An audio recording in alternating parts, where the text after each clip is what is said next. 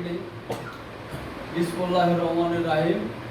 আজকে মানবাধিকার সংগঠন ঐক্য পরিষদের মাসিক মিটিং, আমাদের গুরুত্বপূর্ণ আলোচনা। এই আলোচনা সুবাদে আজকে আমাদের সর্বপ্রথম আমাদের পাবনা জেলার কৃতি সন্তান, প্রখ্যাত শ্রমিক নেতা, দেশনেত্রী বেগম খালেদা জিয়ার বিশেষ সহকারী অ্যাডভোকেট শামসুর রহমান শিমুল বিশ্বাস, তিনি অত্যন্ত অসুস্থ। সে ঢাকা একটি সরকারি হসপিটালে ভর্তি আছেন। সে মানসিক অবস্থায় আছেন, যার কারণে আমরা আজকে এখানে মানবাধিকার সংগঠন ঐক্য পরিষদের সভাপতি এবং সেক্রেটারি সহ সকল নেতৃবৃন্দ, তার জন্য আমরা দোয়া করব। এই দোয়া পরিচালনা করবেন আমাদের সংগঠনের ধর্ম বিষয়ক সম্পাদক হযরত মাওলানা শফিকুল ইসলাম সাহেব।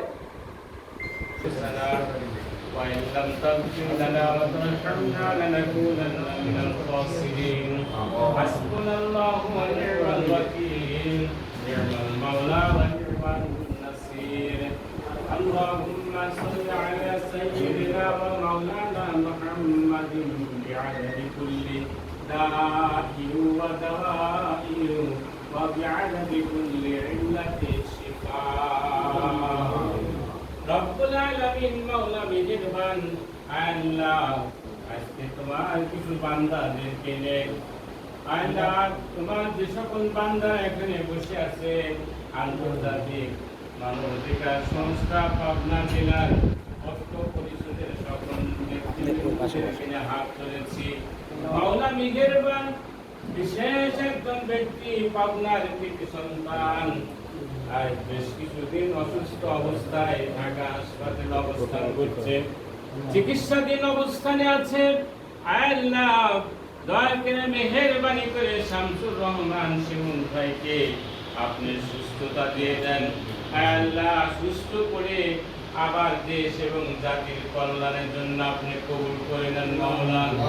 রব্বানা ওয়া'তিনা মা ওয়া'আদতানা আলা রাসূলিকা ওয়ালা